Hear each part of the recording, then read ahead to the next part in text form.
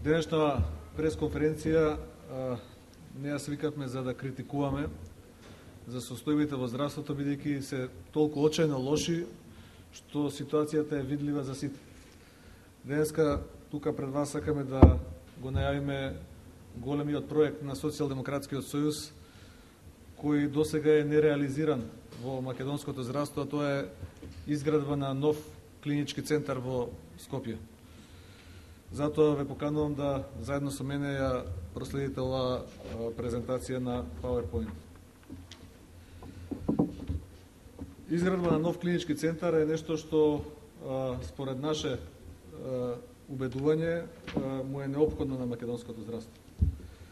Универзитетските клиники што настанаа со трансформацијата на клиничкиот центар се сместени по целата површина на клиничкиот центар и таму не постои никаква нивна поврзаност.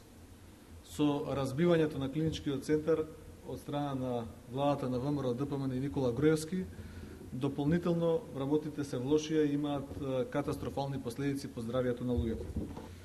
Проблемот е интерклиничкото лекување помеѓу различни клиники, понатака болните пешки, знаете, или со кревечења се носат од клиника на клиника, дури и во најтешки временски услови, што значително ги влошува состојбите со нивното здравје. Исто така постои застареност на опремата, постои предимензионираност и неискористеност на капацитетите, несоодветна дистрибуција на персоналот во клиничкиот центар, превработено со немедицински персонал. Значи, само за овие 4 години владата го наполни клиничкиот центар со огромен број на партиски војници, и тоа луѓе кои се тотално непотребни на јавното здравство и на универзитетските клиники. Постојат тесни грла во одредени сегменти, пред се во хирургијата, недостаток на врвни здравствени услуги кои Социјалдемократскиот сојуз најавува дека во новиот клинички центар ќе ги воспостави. Тоа се значајните делови на македонското здравство: државна кардиохирургија и центар за трансплантација. Одливот на стручни кадри во приватниот сектор исто така ги комплицира и понатаму работите. Долги листи за чекање, огромни финансиски загуби. Се на Република Македонија е потребна ефикасна терциерна здравствена заштита. Клиничкиот центар се протега на површина од 210.000 метри квадратни, од кои половината се водат како изградено градежно земјиште. Во оваа површина влегуваат и објектите кои не се дел само од клиничкиот центар, туку се пропратните објекти, медицинскиот факултет и останатите установи кои функционираат таму. Во центарот има над 50 изградени објекти, кои се во катастрофална и дотраена ситуација. И сосема погрешен е концептот на владата да инвестира во уништени објекти народни пари. За илустрација, старата гинекологија е градена, верувале или не, 1928 година. Зградите се несеизмички градени и при најмал или при земјотрес исто така би било тешко да се предвиди какви ќе бидат последиците. Инфраструктурата е, сите сте сведоци во каква ситуација, се гуши сообраќајот, има голем број на проблеми со инфраструктурата на самите објекти, така да тоа е исто така една дополнителна причина. Со текот на времето се градели и други објекти, меѓутоа тоа било неплански, значи се граделе ад хок, кому како му текнало, и затоа се наметнува потреба да се изгради еден нов клинички центар. Реконструкцијата е потребна на целата инсталација: водовод, канализација, затоплување, електрика, бидејќи тоа се дотраени и речиси се неупотребливи тие содржини. Стручњаците од градежништвото, кои добро ја познаваат оваа област, велат дека е многу подобро да се изгради нешто на ново, отколку да се вложуваат пари, народни пари, во нешто што е дотраено и нешто што не може да се поправи. Дневната фреквенција е над 10.000 луѓе кои поминуваат таму, од кои 4.000 се вработени на клиниките и институтите. Во клиничкиот центар дневно има 3.000 патнички возила, сообраќајниот пристап е ограничен, што е голем проблем како за медицинската установа, така и за граѓаните на околината, граѓаните на Скопје кои живеат во околината. Клиничкиот центар по трансформацијата се состои од 30 самостојни здравствени установи, а бројот на постели е 2050 болнички постели. Некогаш во добрите времења, условно да кажам, во 2000 податоците се постари од 2005 година, искористеноста била 62,5%, сега е многу помало и од тоа. Купната нето површина на терцијарната здравствена заштита е 95.428 метри квадратни. На објектот на хируршките клиники отпаѓаат 19.000 и ги имате сите прегледно надолу како следуваат објекти. Постојната локација можете да ја видите тука. Тоа е постојната локација на клиничкиот центар на површина од 12,5 хектари, 125.000 метри квадратни. Површината за градба е околу 50.000 метри квадратни. Значи, и постојната вкупна изградена површина на сите објекти е 95.428 метри квадратни. Ова што сега ќе го видите, тоа е новата локација. Тоа е локација преземена од генералниот план на Скопје, локација која долго време е предвидена за терцијарно здравство и која никогаш до сега не е реализирана. Наменската зона на здравство е планирана во генералниот план на град Скопје, во општина Карпош, во делот на локалитетите Злокуќани и Бардовци. Површината на локацијата е 60 хектари или околу 600.000 метри квадратни, што кажува дека е драстично поголема од оваа локација која сега постои. Потребниот капацитет од 3.000 легла во максимум го обезбедува, го задоволува. Исто така можете да видите тука снимката на локацијата авионска. Кои се карактеристиките на оваа локација и зошто ние се решивме овој проект да го обелодениме и на овој проект сериозно да работиме во следниот период и да го реализираме. Просторот се наоѓа, значи, во изворедна сообраќајна поврзаност. Значи, со пристап до него. Просторот е 4 км оддалечен од центарот на Скопје, а не ја создава гужвата во центарот на Скопје, што е добро и за болните, добро е и за населението на градот Скопје. Постојната реализирана сообраќајна мрежа може да се користи. Значи, на северната страна на овој локалитет се протега планираната траса на булеварот Словенија, која може да се доградува. Потоа, спојувањето со булеварот Илинден е тука, исто така и кружниот тек околу Скопје е во непосредна близина. Покрај тоа, железничката пруга влегува директно во локацијата.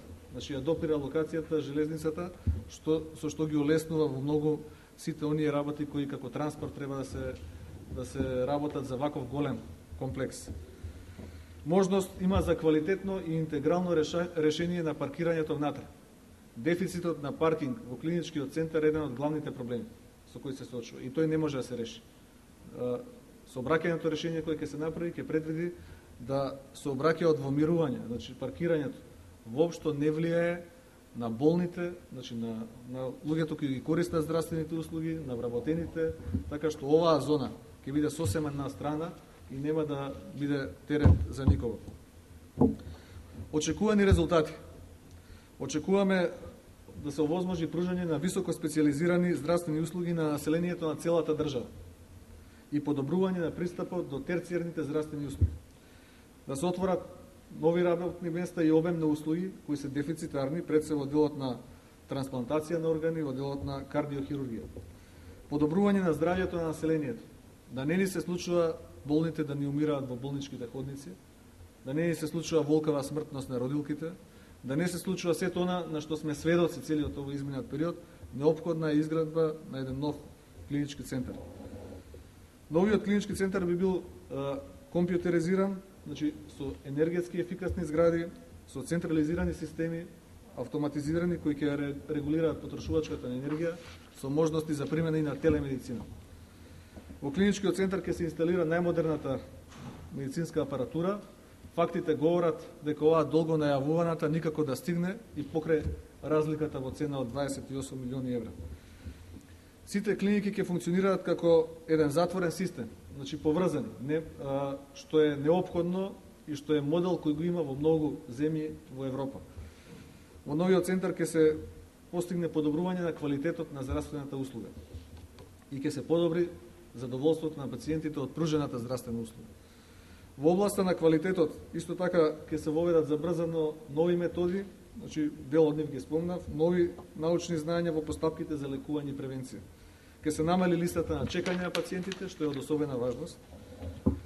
Во оваа цела операција потребно е да се инволвираат следните институции: Собранието, со поддршка на едно вакво решение, Владата на Република Македонија, Министерството за здравство, град Скопје, значи медицинскиот факултет, општина Карпаш и експертската јавност. Значи дебата, вклучување на експертската јавност, на еснарските здруженија, на сите оние кои имаат што да кажат, да го кажат својот збор за една ваква идеја.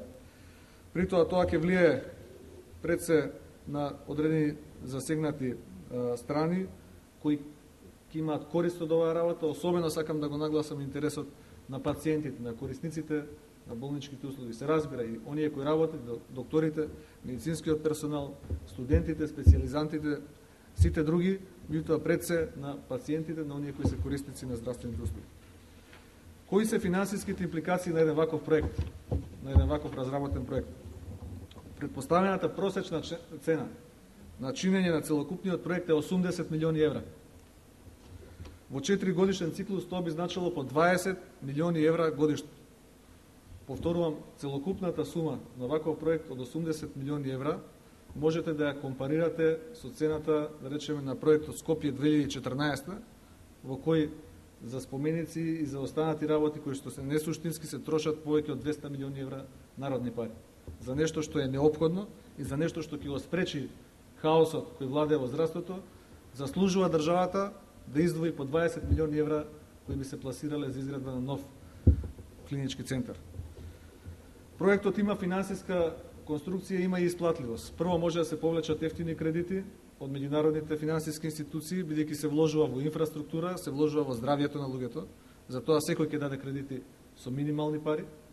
Тоа е нешто што може да се обезбеди. Втора работа е постоечката локација од која ќе се изгради новиот клинички центар. Овозможува привлекување на инвеститори кои можат да инвестираат на таа локација, со што дополнително и ќе се исплати проектот кој државата ќе го isfinansira, од друга страна целиот овој проект, изградбата на клиничкиот центар и заживувањето на оваа локација, која е во центарот на градот, исклучиво во државна собственост, може да ја раздвижи и градежната оператива.